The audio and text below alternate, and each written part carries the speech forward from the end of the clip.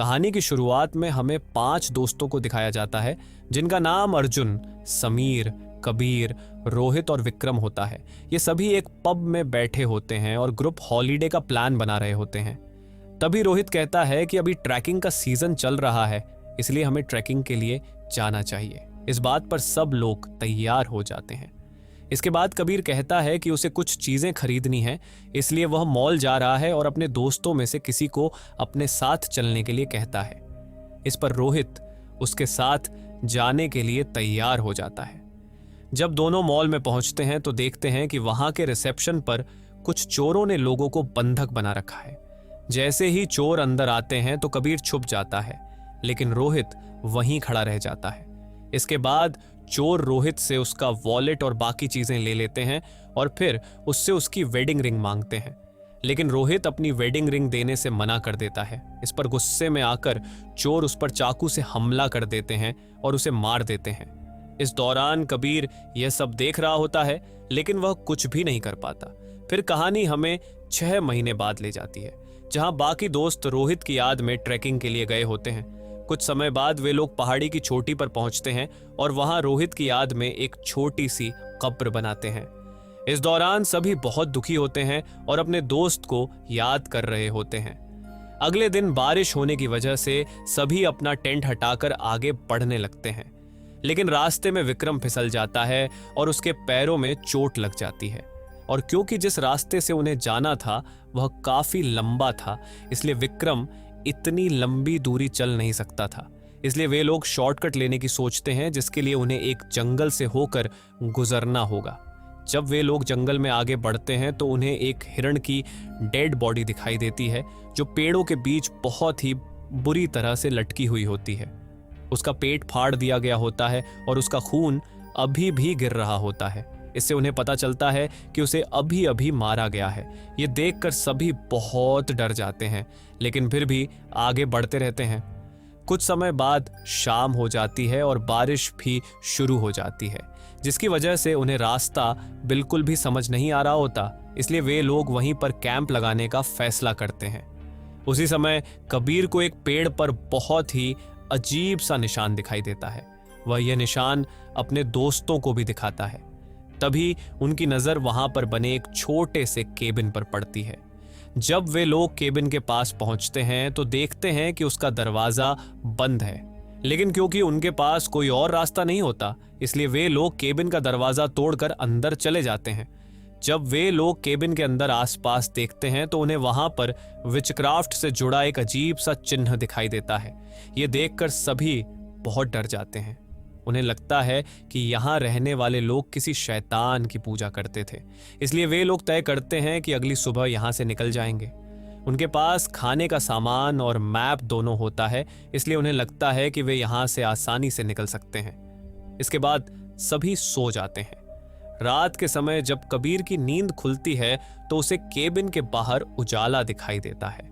वह अकेले ही बाहर जाकर चेक करने का फैसला करता है, लेकिन जैसे ही वह केबिन का दरवाजा खोलता है वह अचानक उसी मॉल में पहुंच जाता है जहां रोहित की मौत हुई थी।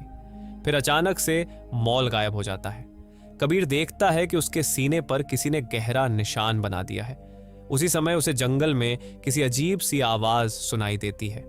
डरकर वह तुरंत वापस केबिन के अंदर जाता है और समीर को जगा देता है। समीर देखता है कि कबीर बहुत ज्यादा डरा हुआ है। इसी दौरान उनकी नजर विक्रम पर पड़ती है। विक्रम नींद में ही किसी का नाम बड़बड़ा रहा होता है और बहुत ज्यादा डरा हुआ दिखाई देता है। तभी उन्हें पता चलता है कि अर्जुन वहां से गायब है और उसके कपड़े वहीं पड़े हुए हैं। कबीर ऊपर जाकर चेक करता है तो देखता है कि अर्जुन केबिन की छत के पास घुटनों के बल झुककर किसी अजीब तरीके से प्रार्थना कर रहा होता है। कबीर उसे होश में लाता है। अर्जुन खुद को उस हालत में देखकर बहुत हैरान हो जाता है। इन सब चीजों से सभी बहुत डर जाते हैं, इसलिए वे लोग तुरंत वहां से निकलने का फैसला करते हैं। जब वे लोग केबिन से बाहर आते हैं तो देखते हैं कि चारों तरफ पेड़ों पर अजीब अजीब निशान बने हुए हैं और जिस रास्ते से वे आए थे वह रास्ता भी बंद हो चुका होता है। इस दौरान विक्रम बहुत घबरा जाता है और उल्टी दिशा में बने हुए रास्ते पर चलने लगता है, जिसकी वजह से बाकी लोगों को भी मजबूरन उसके साथ जाना पड़ता है। कुछ देर चलने के बाद वे लोग बहुत थक जाते हैं, लेकिन तभी उन्हें फिर से वही केबिन दिखाई देता है। अब वे लोग और ज्यादा डर जाते हैं, इसलिए वे केबिन की तरफ जाने की बजाय आगे बढ़ते रहते हैं। थोड़ी देर बाद अमन कहता है कि उसके पैर में बहुत दर्द हो रहा है, इसलिए उसे थोड़ी देर आराम करना होगा। वह वहीं बैठ जाता है। इसी दौरान जब वह जंगल की तरफ देख रहा होता है तो उसे ऐसा महसूस होता है कि वहां कोई अजीब सा क्रिएचर मौजूद है। वह बहुत डर जाता है और वापस आकर अपने दोस्तों को इसके बारे में बताता है, लेकिन बाकी लोग उसकी बात पर विश्वास नहीं करते।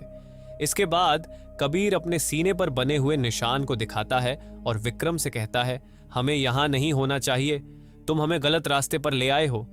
यह सुनकर विक्रम बहुत गुस्सा हो जाता है और कहता है, हम तुम्हारी वजह से ही यहां आए हैं। और फिर वह कहता है, अगर तुमने उस दिन मॉल में कुछ किया होता तो आज रोहित जिंदा होता। यह सुनकर कबीर बहुत गुस्सा हो जाता है और विक्रम को धक्का दे देता है। दोनों के बीच जोरदार लड़ाई हो जाती है। फिर समीर दोनों को शांत कराता है और कहता है कि हमें साथ रहना होगा, वरना हम इस जंगल में खो जाएंगे। इसके बाद वे सभी आगे बढ़ते हैं। कुछ दूर चलने के बाद उन्हें जमीन में दबा हुआ कपड़े का एक टुकड़ा दिखाई देता है। जब वे उसे बाहर निकालते हैं तो उन्हें वहां एक पुराना टेंट मिलता है।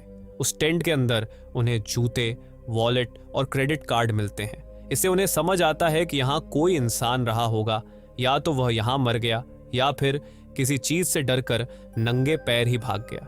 धीरे धीरे अंधेरा होने लगता है, इसलिए वे लोग कुछ दूर जाकर टेंट लगाकर रुक जाते हैं। लेकिन इस दौरान विक्रम के पैर की हालत और भी ज्यादा खराब हो जाती है। ये देखकर सभी बहुत परेशान हो जाते हैं। तभी समीर कबीर से कहता है, कल सुबह तुम अकेले ही यहां से निकल जाओ और हमारे लिए मदद लेकर आओ।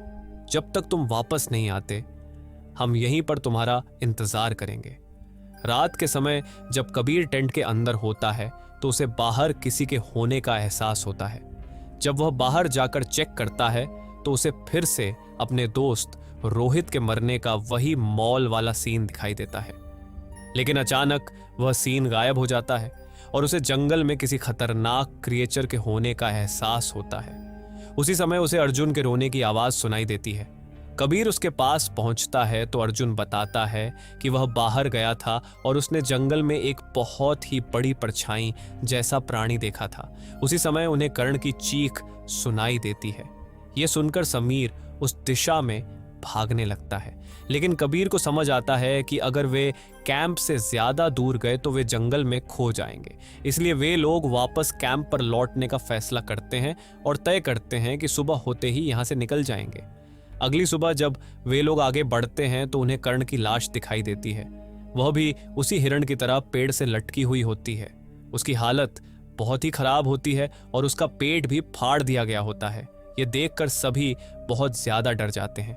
वे उसे नीचे उतारते हैं, लेकिन उन्हें उसके पास मैप नहीं मिलता। इसके बाद वे लोग उसकी बॉडी को पत्तों से ढककर आगे बढ़ जाते हैं। कुछ दूर चलने के बाद उन्हें पानी दिखाई देता है। जब वे लोग पानी पी रहे होते हैं तभी उनकी नजर वहां पड़े हुए पैरों के निशानों पर पड़ती है। अब उन्हें यकीन हो जाता है कि आसपास इंसान रहते हैं। इस उम्मीद में वे लोग आगे बढ़ने लगते हैं, लेकिन तभी अचानक अर्जुन को कोई बहुत ही खतरनाक प्राणी उठाकर ले जाता है। यह देखकर कबीर और विक्रम बहुत डर जाते हैं। वे वहां से भागने की कोशिश करते हैं, लेकिन कबीर एक पेड़ से टकरा कर गिर जाता है। कुछ देर बाद जब उसे होश आता है तो वह विक्रम को आवाज देता है। विक्रम उसे बताता है कि अर्जुन को कोई बहुत तेज क्रिएचर उठाकर ले गया था। डर के बावजूद वे दोनों आगे बढ़ते हैं। कुछ देर बाद वे एक जगह पहुंचते हैं जहां चारों तरफ मशालें जल रही होती हैं। वहीं उन्हें अर्जुन की लाश भी दिखाई देती है, जिसकी हालत बहुत खराब होती है। वे लोग आगे बढ़ते हैं और फिर एक केबिन में पहुंच जाते हैं, लेकिन अचानक कोई पीछे से कबीर के सिर पर वार करता है और वह बेहोश हो जाता है। जब कबीर की आंख खुलती है तो वह देखता है कि वह और विक्रम रस्सियों से बंधे हुए हैं। वह बाहर झांक कर देखता है तो वहां बहुत सारे लोग दिखाई देते हैं।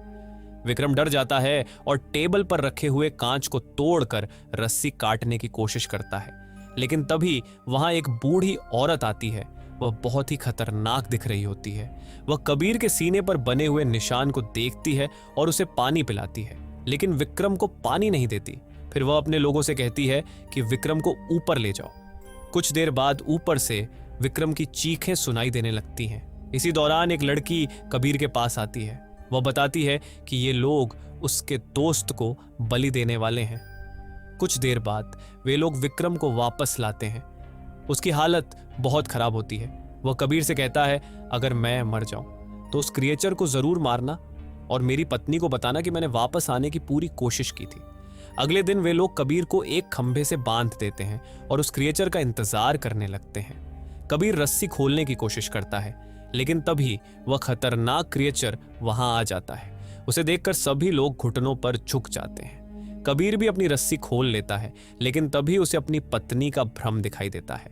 वह उसके पास जाता है, लेकिन वह उसकी पत्नी नहीं बल्कि वही क्रिएचर होता है। वह विक्रम को उठा ले जाता है और उसे भी पेड़ पर लटका देता है, जिससे उसकी मौत हो जाती है।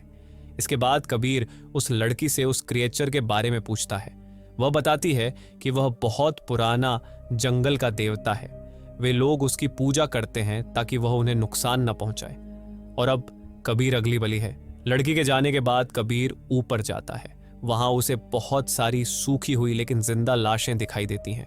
ये देखकर वह उन सबको आग लगा देता है और वहां से भाग जाता है। इसी दौरान वह क्रिएचर उस लड़की को पकड़ लेता है, क्योंकि उसने कबीर की मदद की थी। कबीर वहां से भागने की कोशिश करता है, लेकिन रास्ते में एक आदमी आ जाता है। कबीर उसे मार देता है और उसकी कुल्हाड़ी ले लेता है।